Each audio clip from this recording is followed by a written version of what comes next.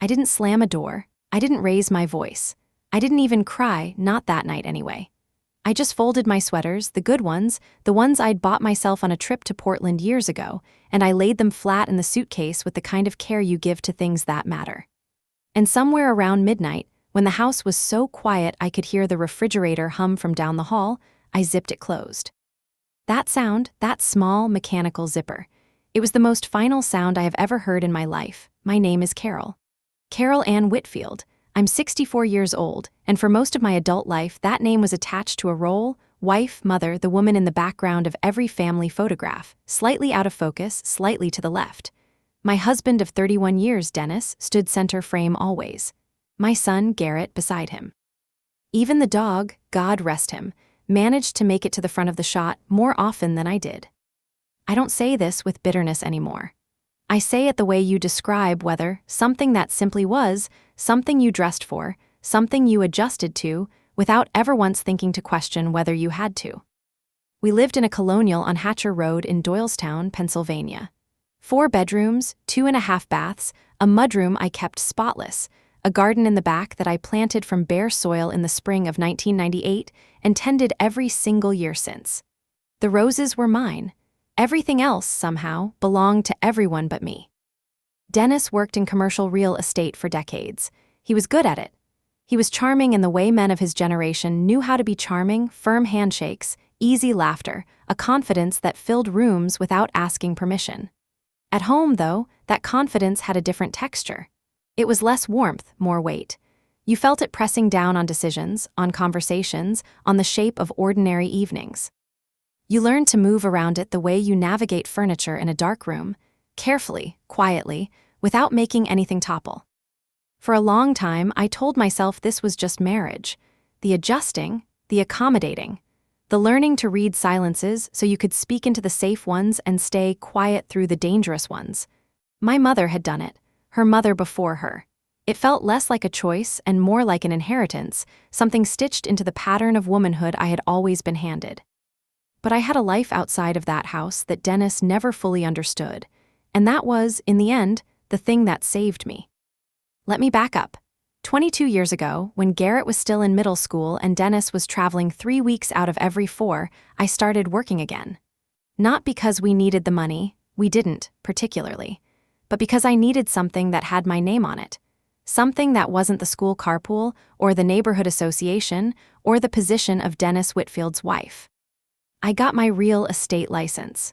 It started small: a few residential listings, referrals from friends, the kind of part-time thing that women of my circle did without making much of it. Dennis barely noticed, which, looking back, was the best thing that could have happened to me. Because without his attention, I grew, quietly, steadily, the way a root system expands underground, invisible, patient, moving toward water. Within 5 years, I had my broker's license. Within 10, I had my own small firm, 5 agents, a rented office on State Street, a reputation that had nothing to do with who I'd married. I was good at this work. I understood properties the way I understood people, by listening to what they weren't saying, by reading what was beneath the surface. By the time I was 55, I was managing a portfolio of residential and commercial properties that I had quietly accumulated over a decade, mostly in my own name, with my own money, with my own judgment. Dennis knew I worked. He had a vague understanding that I did well. He did not know the details because he had never asked. That too was something that saved me. The trouble started, or rather, the trouble became visible, about 2 years before that night with the suitcase. I remember a Sunday in October. I'd made pot roast, the one with the pearl onions, and the recipe I'd been making since we were first married. Dennis came to the table, glanced at the dish, and said, without looking up from his phone, "Melissa made this last week. Hers had more depth." Melissa was the woman who worked at his office. 37 years old, blonde, enthusiastic in the way of people who have not yet been disappointed enough times to know better.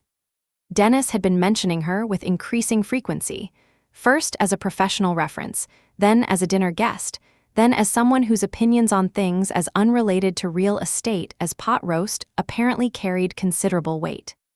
I looked at him across that table and felt something very cold settle in my chest, Not jealousy exactly, more like recognition. The way you recognize a weather front moving in, you haven't seen the rain yet, but you know it's coming. I served myself a portion and ate without speaking. Dennis took a phone call midway through dinner and never came back to the table. I washed the dishes alone, the way I had washed dishes alone for the better part of 3 decades, and I stood at the kitchen window looking out at my garden in the dark, at the shadowed shapes of my roses, and I thought, when did I stop being someone in this house? Maybe I should have asked that question sooner. Maybe I should have asked it 30 years sooner. But grief has its own timing, and sometimes clarity only comes when you finally allow yourself to stop looking away. The months that followed had a particular kind of texture. Ordinary on the surface, dinners, weekends, the rhythms of a long marriage, but underneath, something was loosening. Dennis began staying late at the office too, 3 nights a week. He began taking his phone to the bathroom. He began wearing cologne on Saturdays when he had no meetings scheduled. I didn't confront him, not yet. I watched, I listened. I took notes, not on paper, I wasn't naive, but in my mind, in the careful accountant's ledger I had always kept for things that mattered. What I did, practically speaking, was consult my attorney. Her name is Sandra Beaumont, and she has been my attorney for 15 years, and she is the kind of woman who speaks quietly and carries a great deal of weight. I sat in her office on a Tuesday afternoon with a yellow legal pad and I said, "Tell me what I need to know." She told me. We reviewed everything. The properties, 11 residential units and 1 small commercial building, all in my name, acquired through my business, untouched by community property complications because I had structured them carefully and with foresight. My firm, established as an LLC with me as sole member. My accounts, business and personal, separate from any joint holdings Dennis and I shared. You're in a stronger position than most women I see in your situation, Sandra said. I know, I said, and I had known. I'd just been hoping I would never need to use it. The confirmation came on a Wednesday evening in March. I had come home from showing a property in New Hope, a lovely old farmhouse, the kind with the wide plank floors and the smell of wood smoke, and I was later than expected. Dennis thought I wouldn't be back until 9. It was 7:15. The kitchen light was on. His car was in the driveway. I came in through the mudroom, the way I always did, and I heard his voice from the living room, low, particular, intimate in a register I hadn't heard him use with me in years. I stood in the mudroom doorway with my coat still on and I listened. I didn't need to hear much. I went upstairs. I sat on the edge of our bed, my grandmother's quilt beneath me, the one I'd kept since I was 22, and I sat very still for a long time. Not crying, just sitting. The way you sit after something breaks, not because you're in shock, but because the breaking was so quiet, so long in coming, that there is actually nothing left to be shocked about. I heard the front door close 20 minutes later. Dennis came upstairs eventually, said something about work, went to shower. I had dinner alone at the kitchen table with a glass of wine and the newspaper I hadn't had time to read that morning. When he asked if I was all right, I said I was tired. He accepted that. He always accepted that. I gave myself 2 weeks. Not to decide, I had already decided, sitting on that bed with my grandmother's quilt. 2 weeks to arrange. I called Sandra. I called my accountant, a meticulous man named Harold who had been managing my business finances for a decade, and who said very little when I explained the situation, but wrote everything down. I opened 2 new accounts at a bank, Dennis, and I didn't share. I made an inventory of everything in that house that was mine, not ours, mine, the furniture I'd brought into the marriage, the artwork I'd bought, the jewelry that had been my mother's. I also called my friend Patricia, who had been divorced herself 12 years prior and who met me for coffee one morning with the particular competence of someone who has already navigated a territory you are entering. She said, "Don't tell him anything until you're ready. When you move, move completely." I had been moving quietly for years. One more careful step was not beyond me. I also had a conversation I had been postponing with my son. Garrett was 30 now, living in Chicago, working in finance. He idolized his father in the way that sons sometimes do when they haven't yet had occasion to examine the idol too closely. I called him on a Sunday, and I said, "I need you to listen to me, Garrett, and I need you to hear me, not as your father's son, as mine." There was a long silence on the phone. I told him what I needed to tell him, Not everything, not yet, but enough. He didn't say much. He said, "Mom, I didn't know." I said, "I know you didn't, but now you do." And I left it at that. The night I packed my bags was a Thursday in April. Dennis was out. He told me he had a client dinner, and maybe he did, and maybe the client was Melissa, and by that point it no longer mattered to me in the way it once might have. I'd had the movers come that afternoon to take the large pieces, my writing desk, my grandmother's armoire, 8 boxes of books, the kitchen table that had been my mother's. They were efficient and quiet, and they were gone by 4 o'clock. I tipped them well.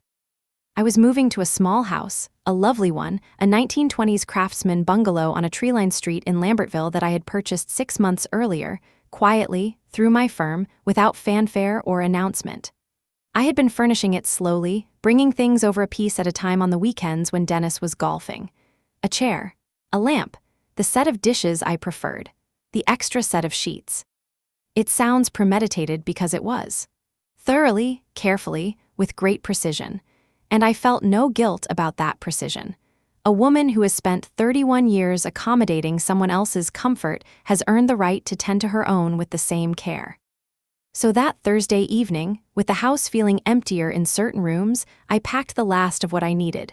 My good sweaters, my medication, the photograph of my mother I kept on the nightstand, my laptop, my files from the small home office I'd had tucked in the corner of the guest room, the one Dennis had never once looked into. I packed slowly and without rushing. I made myself a cup of chamomile tea and drank it standing at the kitchen window, looking out at my garden in the evening light. The roses had just begun their first buds, a deep coral pink, the ones I'd planted the year we moved in. I would miss that garden. That was the only thing that made my eyes sting. I left him a letter on the kitchen counter, next to the coffee maker, where he would see it first thing in the morning. It was 1 page, handwritten, clear and precise. No accusations, no dramatic language. Just the facts, stated with the same calm composure I had brought to every difficult transaction of my professional life. I told him I was leaving. I told him that I had retained Sandra, and that Sandra would be in touch. I told him I wished him no harm, genuinely. I told him that the house, our house, the Colonial on Hatcher Road, had a mortgage that I had been paying for the last 11 years out of my own accounts, since his cash flow had become unreliable, and that Sandra would be addressing that matter directly. I told him that I had loved him, for a long time, faithfully, and that I was grateful for the years that had been good. I did not tell him that those years had ended so gradually, over so many ordinary evenings, that the loss had accumulated like dust, unnoticed until the light changed and you could see it everywhere. I signed it Carol Ann Whitfield, my full name, the name that was mine before I was ever his. Then I picked up my suitcase, turned off the kitchen light, and walked out. What happened next? I understand this sounds almost satisfying to recount, and perhaps that is because it was, at least in part, was not what Dennis expected. He expected, I think, that my leaving would be the end of my power in the situation. He had so long understood me as a function of the household, present, useful, reliable, that my absence, to him, signaled vacancy. A problem to manage, a loose end. He called me the morning after. His voice was controlled, but there was something beneath it, something between anger and confusion that I recognized as the particular disorientation of a man who has made an assumption and found it wrong. "We need to talk," he said. "Sandra will be in touch this week," I said. "She can answer any questions you have." "Carol." "I hope you're well, Dennis. Goodbye." I hung up and sat in my kitchen in Lambertville with my coffee and the morning light coming through the east-facing windows, the way I had always wanted morning light, and I felt something I could only describe as stillness. Not emptiness. Stillness. The difference between those two things is everything. Sandra's calls to his attorney were efficient and, I gather, somewhat startling. Dennis had assumed, reasonably enough given his lack of attention to details he deemed beneath him, that the assets in our marriage were primarily his. His business, his reputation, the house. He was not wrong about his business. He was substantially wrong about everything else. The properties I held, 11 residential units, 1 commercial building, had a combined appraised value that made his attorney go quiet for a long moment on the phone, Sandra told me later with the faintest satisfaction.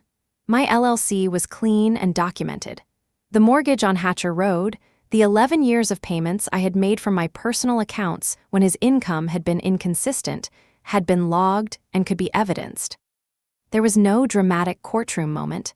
There was no screaming fight, no public spectacle. Those things are for people who haven't done their paperwork. I had done my paperwork. What followed was negotiation, and negotiation is something I understand deeply. We settled in August. I walked away with everything I had built. He kept the house and the mortgage that came with it. The terms were, Sandra said, about as favorable as she'd seen in a case like this. I thanked her and took her to lunch at a restaurant she'd always wanted to try in Philadelphia.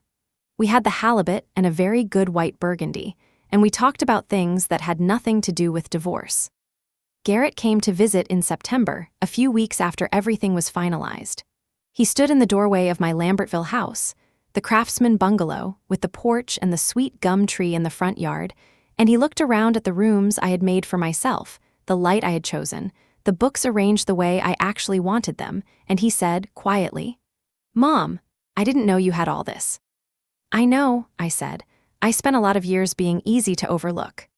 He was quiet for a moment. He has Dennis's eyes, but I have always believed my understanding of things when he chooses to use it.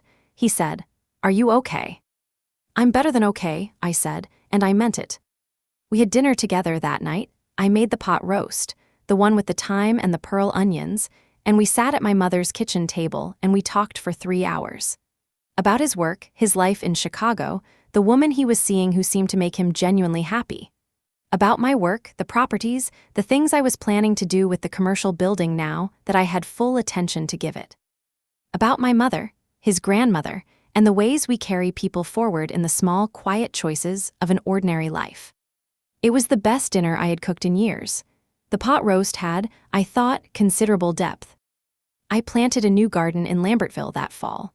Not roses, I wanted something different, something that was only mine in a way the Hatcher Road garden never fully was.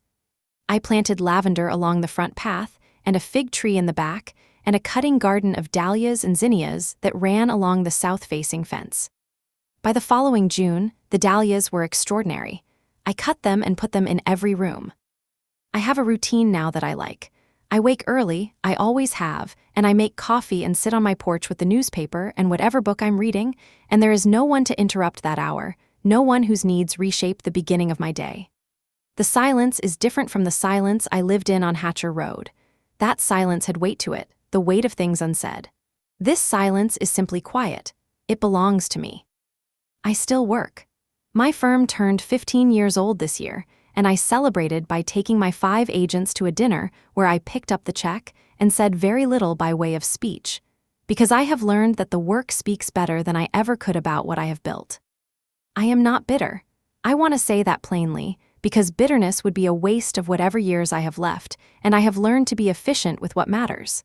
I was in a marriage that slowly, quietly failed. I responded to that failure with the same methodical intelligence I have brought to every difficult thing in my life. I gave it time and attention, and I made good decisions. I am 64 years old, and I am the owner of a thriving business, 11 rental properties, a Craftsman bungalow I love, a new garden, and a life that is entirely, unmistakably mine. If I could say one thing, if there is one thing that all of this amounts to, it is this. The night I packed my bags, I left something behind that Dennis and everyone who thought they understood that marriage never expected me to have. Not the house, not the car, not even the garden, though I mourned those roses for a long time. What I left behind was the woman who believed that shrinking was the price of being loved. She had been very patient, that woman. She had been very quiet. She had made many good meals and kept many good books and asked very little for herself and given a great deal to people who measured her worth in what she produced rather than who she was. She deserved better, and the only person who was ever going to give it to her was me. So I did. That is the whole of it, really. That is the story beneath the story. A woman who was invisible for a long time, who used that invisibility wisely, who built something real and lasting in the years she was being overlooked, and who walked out one Thursday night in April with a suitcase and a letter and an address thaw. Tino one knew, into a life that was waiting for her, patient, warm, entirely hers. The dahlia garden is blooming now. I can see it from my porch. I think I'll have my coffee out there this morning.